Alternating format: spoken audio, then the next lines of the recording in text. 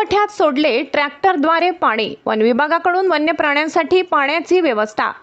भोकरदन तालुक्यातील धावडासह परिसरात वन विभागाकडून वाढत्या उन्हाची तीव्रता आणि कोरड्या पडत चाललेल्या नैसर्गिक जलस्रोतांमुळे वन्य प्राण्यांच्या पाण्यासाठीची होणारी भटकंती थांबविण्यासाठी वन विभागाने कंबर कसली आहे।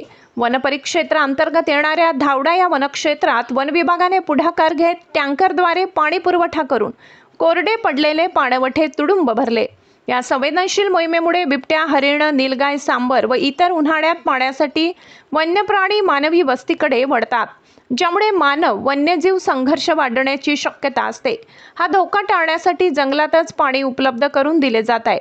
ज्ञानेश्वर पवार, वनरक्षक, भोकरदन पाणीसाठी टँकरद्वारे धावडा परिसरातील पाणवठ्यात पाणी टाकण्यात आले आणि माकडांसारख्या वन्यजीवांच्या घशाची कोरड भागली आहे। धावडा शिवारातील पाणवठ्यांमध्ये 3 टँकरद्वारे पाणी सोडण्यात आले। या परिसरात पाण्याची भीषण टंचाई निर्माण झाल्याने वन्यप्राणी होरपळून निघाले। वनपरिक्षेत्र अधिकारी यांच्या मार्गदर्शनाखाली ज्ञानेश्वर पवार, योगेश डोंबळे आणि वनमजूर यांच्या पथकाने ही कार्यवाही यशस्वीपणे पूर्ण केली। परिसरातील जंगलात पाणी पोहोचवण्याचे नियोजन वन विभागामार्फत सुरू आहे। वन विभागाकडून वन्य प्राण्यांसाठी अशा प्रकारे टँकरने कृत्रिम पाणवठ्यात पाणी टाकले जात आहे।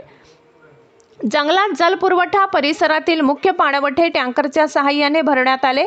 पाणवठ्यात पाणी सोडल्याने जंगलातील प्राणी, पक्षी यांच्या पाण्याची व्यवस्था झाली आहे। नियमित पाणी सोडणार आहेत। अब तक न्यूज महाराष्ट्रासाठी मुस्तफा पठाण, जालना।